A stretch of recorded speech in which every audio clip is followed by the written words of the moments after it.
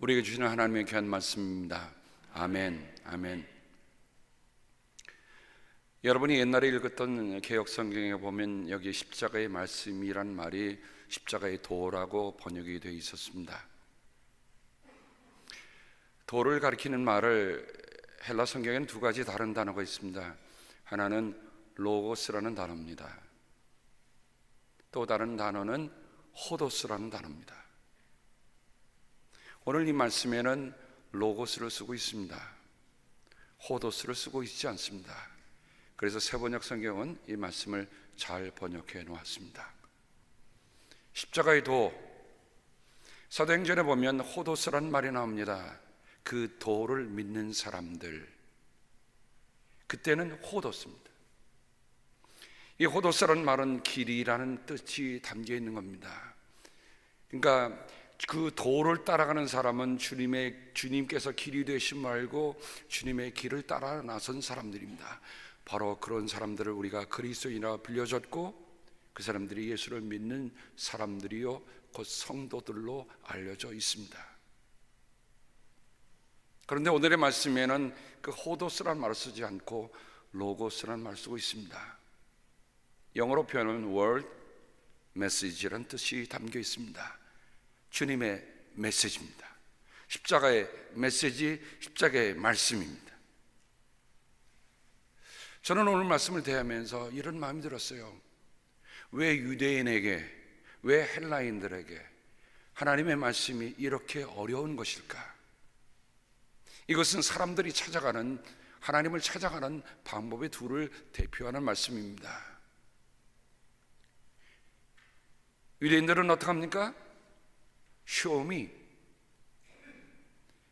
기적을 보여주고 표적을 보여주고 사인을 보여줘야 합니다. 그래서 요한복음에 보면 7번의 예수님께서 세메온, 예수님의 표적을 보여주십니다. 그 표적을 보여주신 이유가 뭐였습니까? 예수가 그리스도이심을 믿고 하나님의 아들임을 믿고 그분을 믿어서 영원한 생명을 얻게 하려 합니다 라고 말씀하십니다. 그러니까 유대인들은 온통 삶이 뭔가를 보여줘야 믿는다는 겁니다. 눈에 보여야 믿는다는 거예요.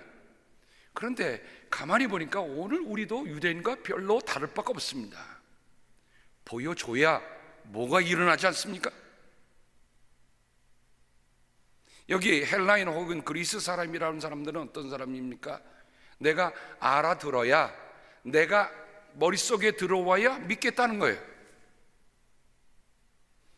그러니 이 그리스 사람들도 우리 현대인과 마찬가지입니다. 내 머릿속에 이해되지 않으면 이해되지 않는 거예요.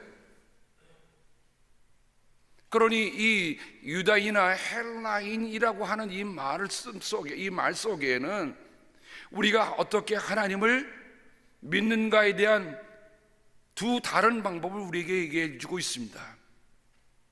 그러나 여러분 한번 생각해 보십시다. 그럼 유대인들도 헬라인들도 자기가 찾아가는 거 아닙니까? 그러나 우리가 말하는, 우리가 믿는 신앙은 우리가 찾아가는 것이 아니라 찾아오시는 겁니다. 보는 것이 아니라 보여지는 것이에요. 아는 것이 아니라 알아지는 것이에요.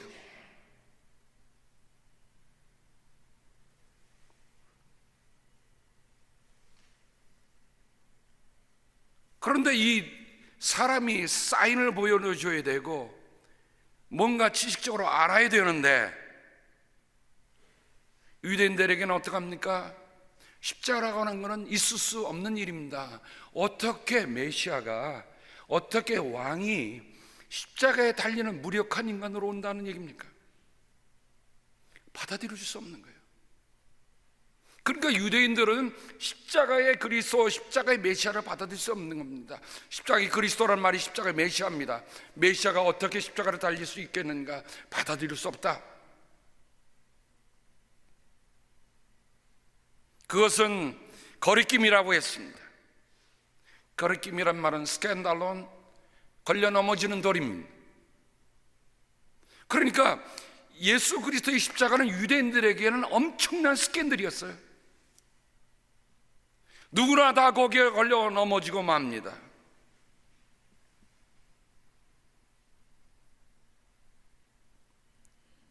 헬라인들은 어떻습니까? 그들은 온통 신화로 물들여져 있는 사람이에요. 그런데 그 신이 사람이라는 것 자체가 이해가 되지 않는 거예요.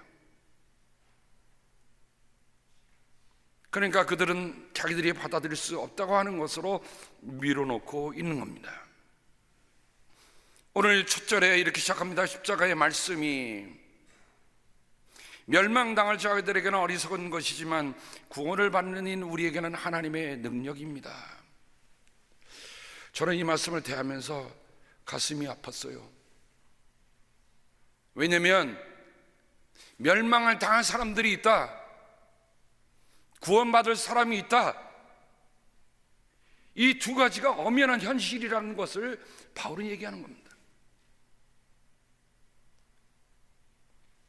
저는 우리도 성도님 모두가 다 멸망을 당할 사람들이 아니라 구원받을 사람이 되기를 간절히 기도하고 있습니다. 누군들 멸망당하라고 메시지를 정하는 목사가 어디 있겠어요? 근데 바울은 고린도 교회, 고린도라는 교회가 어느 교회, 왜 교회가 되었습니까? 바울이 예수님이 부활 승천하신 지 20년, 한 세대가 지난 후에 주 50년에 복음을 들고 고린도를 찾아갔습니다. 1년 반 동안 고린도에 머물면서 그들을 복음을 전하는데, 정말 고린도라는 그 도시는 어려운 도시였어요. 몇 번이고 말씀드렸지만 참으로 어려운 도시였어요. 그 복음을 전하고 뛰어온 지 4년 뒤에 바울이 고린도서를 보내는 겁니다. 근데 그 편지를 읽어보면, 저는 바울이 쓴 편지 가운데 고린도서를 보면 고린도의 영적인 감성뿐만 아니라 그 자신의 그 개인적인 이야기를 가장 많이 담고 있는 게 고린도 전후서입니다. 고린도 전서는 정말 아버지가 아들을 훈계하듯이 너희가 그렇게 살면 안 된다는 얘기를 하지만, 고린도 후서에는 눈물로 그들의 마음을 얘기하며 나도 이런 아픔을 갖고 있다, 내가 하나님 앞에 내 몸에 가시가 있는데 하나님께 3번이나 씌워달라고 기도했는데 하나님 내 은혜가 내 족하다라고 했기 때문에 내가 그냥 받고 산다.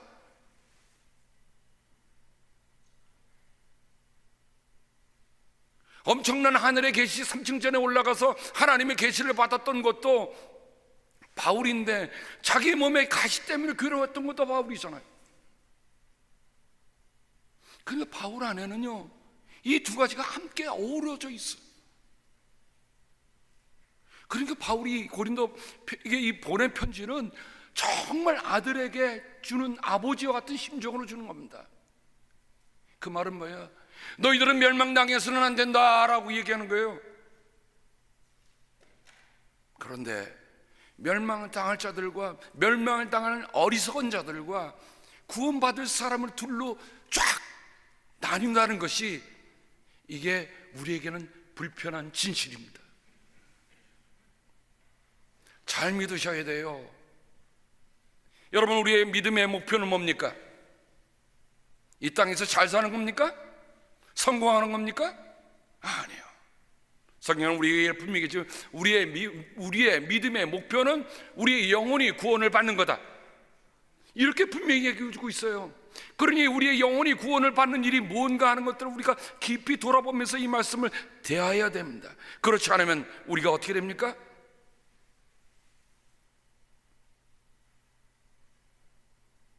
바울의 메시지에 보면 십자가의 말씀이 온통 들어가 있어요. 십자가의 말씀.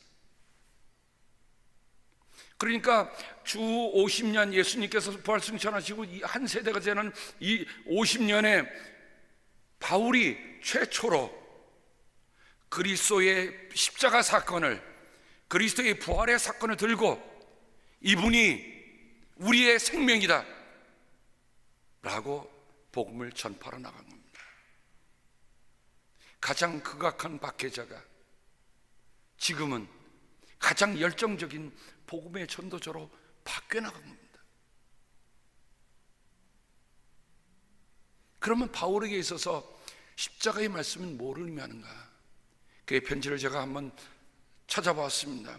골로새서 3장 16절에 보니까 그리스도의 말씀이 여러분 가운데 풍성히 살아있게 하십시오. 그리스도의 말씀. 여러분, 한 세대가 지난 다음이니 20년이니까 아직 그들에게는 그리스도와 함께 있던 생존자들이 있었습니다. 그들이 뭘 전했겠어요? 십자가의 말씀이 뭡니까? 그리스도의 말씀이에요. 데살로니가전서 1장 8절, 주님의 말씀이 여러분으로부터 마게도니아 아가디에게만 울려 퍼진 것이 아니라 하나님을 향한 여러분의 믿음에 대한 소문이 각처에 두루 퍼졌습니다. 말씀을 받은 사람들이 이제는 말씀을 전하게 되는 겁니다. 바울의 편지를 보면 이처럼 그리스도의 말씀, 주님의 말씀이란 말씀이 여러 번 나오는 것을 봅니다. 디모데전서 1장 15절, 그리스도 예수께서 죄인을 구원하시려고 세상에 오셨다고 하는 이 말씀은 믿음직하고 모든 사람이 받아들일 만한 말씀입니다. 그러니 바울의 모든 메시지의 핵심은 다른 게 아니에요. 주님의 말씀, 그리스도의 말씀, 십자가의 말씀입니다. 그러나 바울도 어려운 시간을 많이 겪었습니다. 왜냐하면 바울의 편지는 무게가 있고 힘이 있지만 직접 대할 때는 그는 약하고 말주변도 변변치 못하다고 말하는 사람들이 있습니다. 바울은 저랑 좀 비슷했던 것 같아요. 말주변이 별로 없어요. 말하다 보면 버벅거리고 덤성덤성 넘어가기도 하고 이 말도 저 말도 이렇게 헷갈리는 일들이 있었나 봅니다. 그래서 바울을 보면 사람들이 편지를 보면 힘이 있지만 마주 대하면 별로다. 근데 여러분, 참 이상한 일 아닙니까? 제가 존경하는 목사님들, 우리 한국교회에서뿐만 아니라 미국의 목사님들 가운데서 유명한 설교가들이 말 잘하는 웅변가들이었습니까? 아니에요.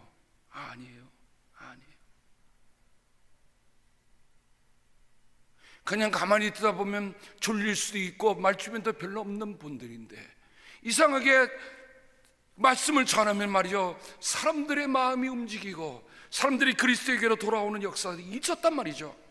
그러면 뭐의 능력이 있었단 말입니까? 설교의 능력이 있었습니까? 아니면 하나님의 말씀의 힘이 있었습니까? 예, 맞습니다. 그래서 바울은 이렇게 얘기합니다. 나의 말과 나의 설교는 지혜에서 나온 그럴듯한 말로 한 것이 아니라 성령의 능력이 나타낸 증거로 한 것입니다.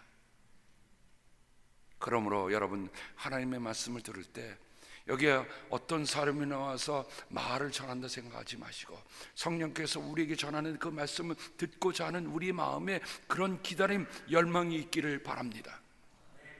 그러면 여러분, 하나님의 보화를 찾아갈 수 있어요.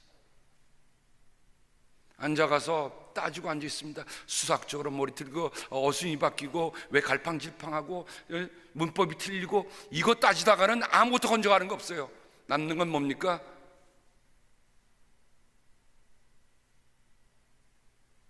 그래서 바울은 이렇게 합니다. 또 나를 위하여 기도하기를 내가 입을 열 때에 하나님께서 말씀을 주셔서 담대하게 복음의 비밀을 알릴 수 있게 해달라고 하십시오. 그러니 저만 책임지는 게 아니라 제가 말씀을 들고 서면 여러분, 저를 위해서 기도해 주시기 바랍니다. 하나님의 말씀을, 하나님께서 말씀을 주셔서 담대하게 보물을 알릴 수 있게 해 주십시오 라는 기도를 여러분이 저를 위해서 해 주셔야 돼요. 그렇게 해 주실 줄로 믿습니다.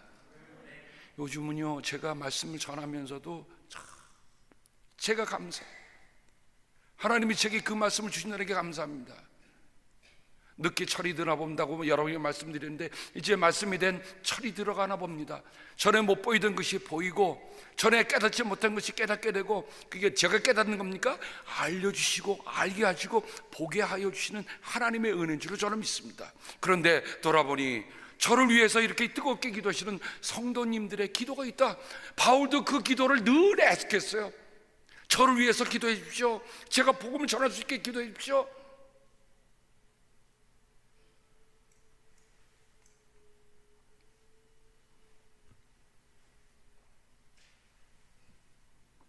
이처럼 바울의 온통 모든 삶 안에는 십자가의 말씀, 그리스도의 말씀, 하나님의 말씀을 전해야 한다고 하는 필사의 책무가 그 안에 담겨 있었습니다. 우리가 오늘 그걸 듣고 있는 거예요. 말씀을 준비하다가 이런 고민이 생겼습니다. 아니, 설교한 거를 설교하다니, 설교한 것을 또 설교해야 되나? 이 말씀을 그대로 읽어도 얼마나 파워풀한데,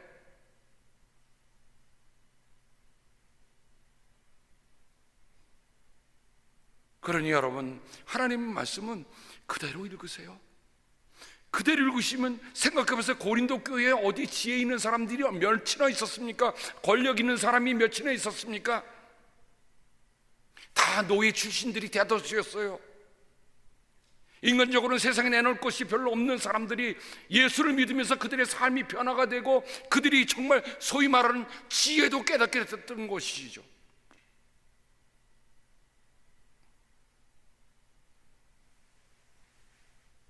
자, 그러면 십자가의 말씀 앞에 선 두 다른 사람들의 얘기를 우리가 들어보십시다.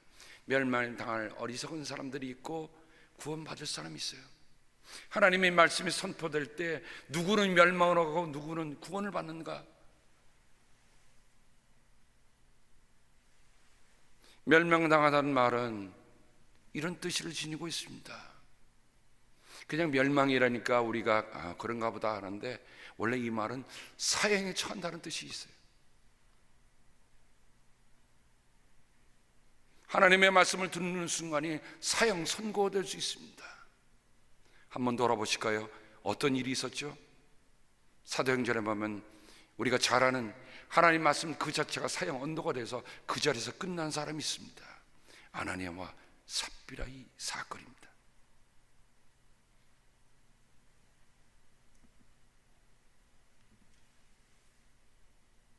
우리가 다 아는 사건이에요. 지체가 되었던가요? 아니에요. 그 즉시에서 멸망당한 한 가슴 아픈 사례입니다. 그들도 처음에는 좋은 뜻을 갖고 했어요. 처음은 좋았어요.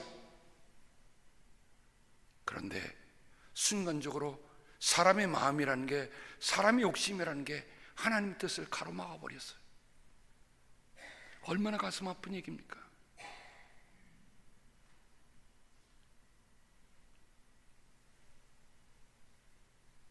그러니 여기 멸망당한다는 것을 그저 먼 훗날에 있을 어떤 이야기로만 여러분 생각하지 마세요. 하나님의 말씀이 우리에게 어떻게 오는가 하는 것들을 좀 긴장하고 볼 필요가 있습니다. 바울은 멸망당하는 얘기를 고린도서에 몇 차례 합니다.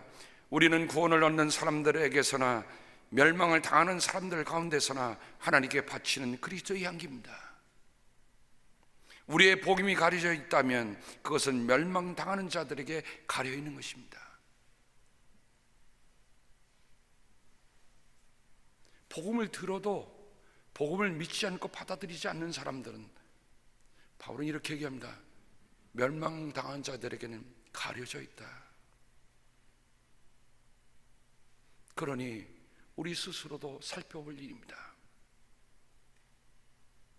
말씀을 듣고도 아무런 내 안에 변화가 없다. 혹시 복음이 내게 가려져 있지는 않는지, 내가 멸망당하는 것은 아닌지 한번 돌아봐야 할 것입니다. 그런데 저는 멸망당하는 자 뒤에 붙은 이 어리석은 사람들이 어떤 사람일까? 예수님의 말씀을 보면서 세 종류의 어리석은 사람이 있는 것을 생각할 수 있었습니다. 첫 번째는 어떤 어리석은 사람입니까? 예수님께서 너희는 세상의 빛이다, 너희는 세상의 소금이다 라고 말씀하셔서 그 소금이 짠맛을 잃으면 사람들에게 던져서 사람들이 밟을 뿐이다 라고 얘기하고 있습니다. 어리석다는 말은 짠맛을 잃은 겁니다. 같은 뜻이에요. 우리가 그리스도인으로서 그리스도인의 맛을 잃어버리는 것은 그건 우리가 어리석은 인생이 되는 겁니다. 저는 이 말씀을 생각해 보면서 다시 한번 마음에 새겼습니다. 하나님, 내가 주님께서 나를 세상의 빛이라고 하고 세상의 소금이라고 해서 내가 엄청난 이런 놀라운 은총 속에 살아가고 있는데 저는 제 맛을 제대로 내고 있는지, 제 맛을 갖고 있는지. 우리는 늘 긴장합니다. 왜 그렇죠? 예수님 시대의 소금은 바위에서 캐내는 소금이었다고 말씀드렸어요. 근데 바위에 캐는 그 소금이 땅에 닿으면 맛을 잃어버립니다. 이게 역설입니다. 분명히 땅에서 캐어냈는데 땅에 닿으면 맛을 잃어버린다는 거예요. 하나님이 오늘 우리를 금방 데려가시면 우리는 땅에서 오염될 수 있는 것이 아무것도 없으니까 그런 염려가 없겠지만, 우리가 하나님이 주신 시간 동안에는 이 땅에 살아야잖아요. 근데 이 땅에서 살아야 되는데 이 땅이 오염되면 맛을 잃은 어리석은 사람이 된다는 거예요. 어리석은 사람, 멸망당할 어리석은 사람이 된다는 겁니다.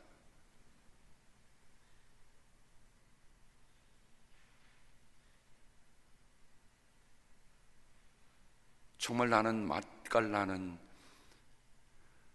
그리스도인인가 돌아볼 일입니다.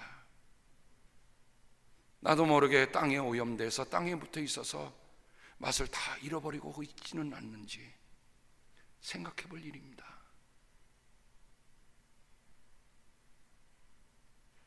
두 번째, 예수님께서 이 어리석다는 말을 열처녀의 비유 속에서 쓰셨습니다.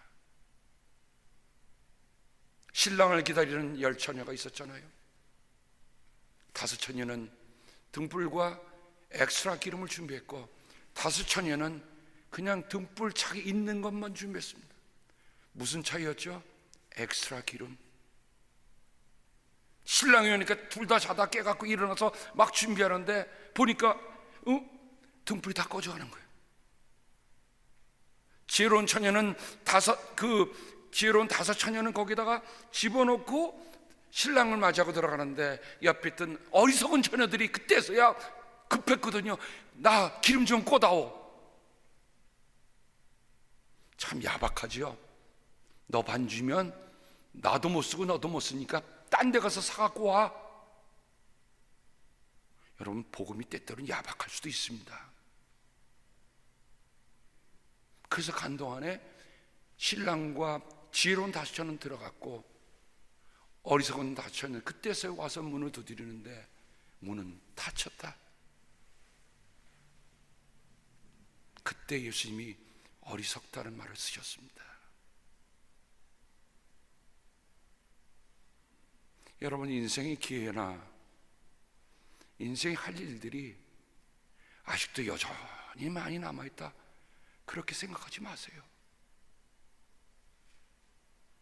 그렇게 많이 남아있지 않습니다. 언제 주님이 오실지, 언제 문이 닫힐지 아무도 몰라요. 저도 모릅니다.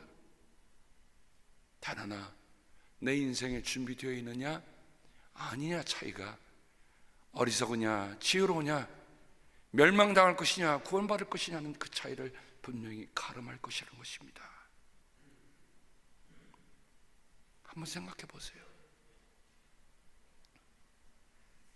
또 예수님이 어리석다는 말씀을 산상교훈의 제일 마지막에 쓰셨습니다. 어리석은 사람은 기초를 놓지 않고 그냥 집을 지은 사람과 같다. 비가 오고 물이 나며 바람이 불며 그 무너짐이 심했다라고 했습니다. 그 사람이 어리석다고 했어요. 누구나 다 자기의 인생을 지어가고 있습니다. 누구나 다 자기라고 하는 집을 세워가고 있는 사람들입니다. 그런데 보이는 것보다 더 중요한 건 기초라는 거지요. 기초라는 겁니다. 남에게 잘 보이고 잘 수 있는 건 얼마든지 할 수 있습니다. 아무것도 없으면서도 있는 것처럼 보일 수도 있어요. 아무것도 모르면서도 아는 것처럼 보일 수도 있어요. 내가 구원의 확신 없으면서도 구원 받은 사람처럼 살아갈 수도 있어.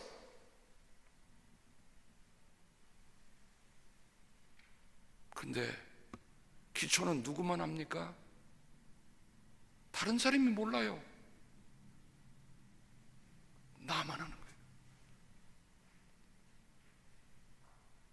여러분, 신앙은 다른 사람과 어울려서 하는 것도 중요하지만 중요한 것은 내 신앙의 기초를 내가 아는데 내가 어떻게 신앙의 토대를 하고 있는가 하는 것들을 누가 아냐고요? 내가 아는 거예요.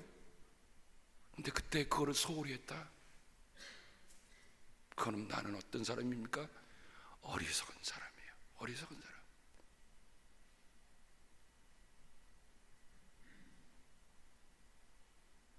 이런 멸망당할 어리석은 사람들을 얘기하다 보니까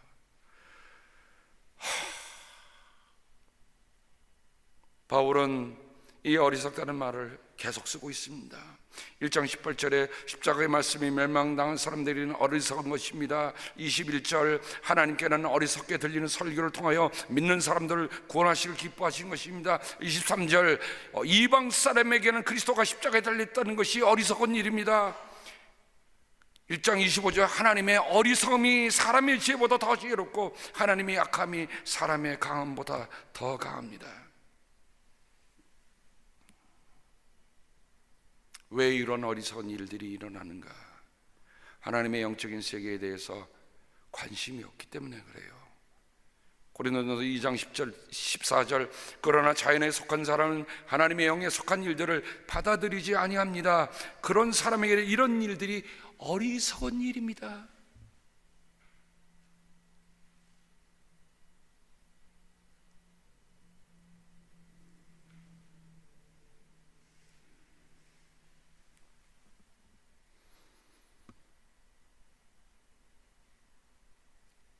어리석다. 누군들 어리석은 인생을 살고 싶습니까? 누군가 멸망당할 삶을 살고 싶어하는 사람이 누군가 있겠습니까? 그런데 우리가 깊이 돌아볼 일입니다. 고린도전서 3장 18절에 바울은 얘기합니다. 아무도 자기를 속이지 말아야 합니다. 여러분 가운데서 누구든지 이 세상에서 지혜 있는 사람이라고 스스로 생각하거든 정말로 지혜 있는 사람이 되기 위하여 어리석은 사람이 되어야 합니다.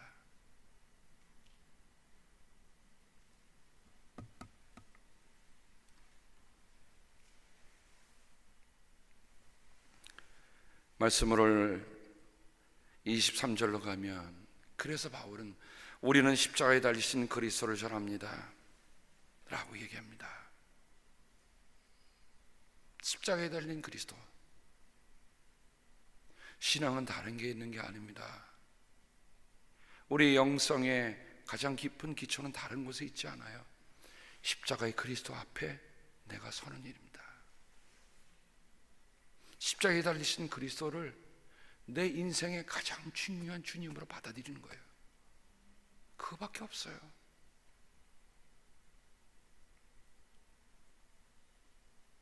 주님께서 나를 위해서 십자가에 죽으셨다. 그분이 죽으심으로 내가 살았다. 그러니 나는 주님이 없이는 나는 살아있는 생명이 아닙니다. 고백할 수 있어야 이게 우리가 어리석은 인생이 안 되고 멸망을 당할 인생이 안 되고 구원받는 사람의 자리로 돌아가는 겁니다.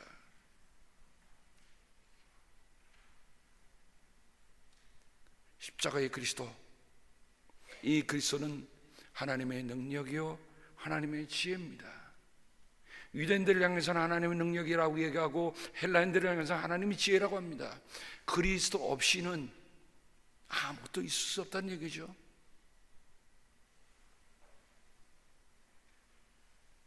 그래서 바울은 로마서 1장 16절에 이렇게 합니다. 나는 이 복음을 부끄러워하지 않습니다. 이 복음은 유대 사람을 비롯하여 그리스 사람에 이르기까지 모든 믿는 사람을 구원하는 하나님의 능력입니다.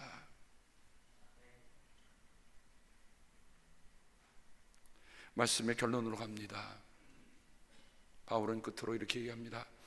하나님의 어리석음이 사람의 지혜보다 더 지혜롭고 하나님의 약함이 사람의 강함보다 더 강합니다. 그래서 바울은 갈라디아서 2장 20절 오늘 말씀을 하나로 묶을 수 있는 자신의 고백입니다. 나는 그리스도와 함께 십자가에 못 박혔습니다. 이제 살고 있는 것은 내가 아닙니다. 그리스도께서 내 안에 살고 계십니다. 내가 지금 육신 안에 살고 있는 삶은 나를 사랑하셔서 나를 위하여 자기 몸을 내어주신 하나님의 아들을 믿는 믿음 안에서 살아가는 것입니다. 그러니 다시 한번 우리 돌아가 봅시다. 내 안에 십자가에 달리신 그리스도, 그 십자가의 말씀, 그 말씀이 내 안에 살아있는 거예요. 나는 지금 무엇으로 살아가고 있는가? 내가 그분 안에서 살고 있지 않으면, 그분을 믿는 믿음 안에 살고 있지 않으면 나는 아무것도 아니다.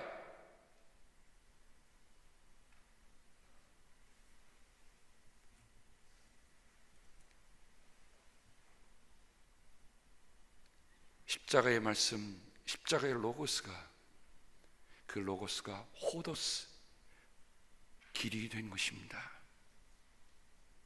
그 길을 따라 2000년 동안 사람들이 걸어왔습니다. 사랑하는 성도 여러분, 우리는 둘 중에 하나, 양당간의 결정을 늘 해야 합니다. 어리석은 사람이냐 아니면 구원받을 사람이냐. 우리는 매 순간순간마다 어리석음과 하나님의 구원의 그 사이길을 걷고 있다는 걸 늘 돌아봐. 주님, 내가 그리스도 안에서 내가 죽었습니다. 그러니 이제는 사는 것이 내가 아닙니다. 내 안에 그리스도가 사시는 것입니다. 내 안에 그리스도가 사시는 것입니다. 이렇게 우리 모두가 함께 고백할 수 있기를 주님의 이름으로 당부합니다. 기도하겠습니다. 하나님의 말씀은 말의 저주에 있는 것이 아니라 성령의 능력으로 하는 것이라 말씀하신 말씀 마음속에 새깁니다. 아버지, 성령의 능력이 살아있는 우리 성도들의 마음속에 두들겨 주시고 함께하여 주셔서 하나님의 능력과 하나님의 지혜이신 십자가에 달리신 그리스도를 알게 하실 뿐만 아니라 알아질 뿐만 아니라 믿고 그대로 살아갈 수 있는 저희들 되게 주여 도와 주옵소서. 감사함이 예수님의 이름으로 기도드립니다.